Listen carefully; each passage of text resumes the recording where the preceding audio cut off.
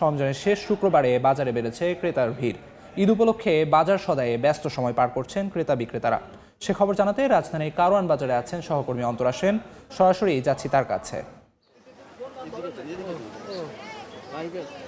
রমজান মাসের শেষ শুক্রবার আজ সাপ্তাহিক ছুটির দিন হওয়ার কারণে কিন্তু অন্যান্য দিনের তুলনায় ভিড় কিছুটা বেশি চোখে পড়ছে। আমি এখন আছি রাজধানীর কারওয়ান বাজারের সবজির বাজারে।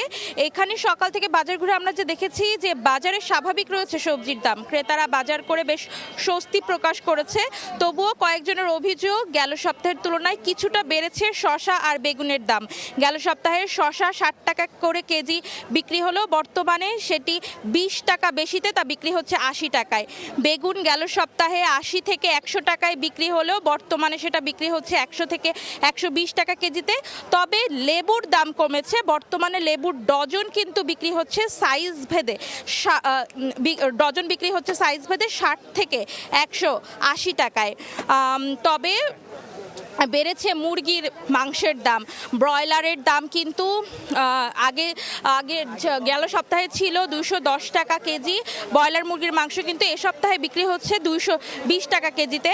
পাকিস্তানি মুরগি বিক্রি হচ্ছে 330 টাকা কেজি, আর দেশি মুরগি কিন্তু বিক্রি হচ্ছে 680 টাকা কেজিতে। কিন্তু সেই তুলনায় দ্রব্যমূল্যের বাজার কিন্তু বেশ স্থিতিশীল।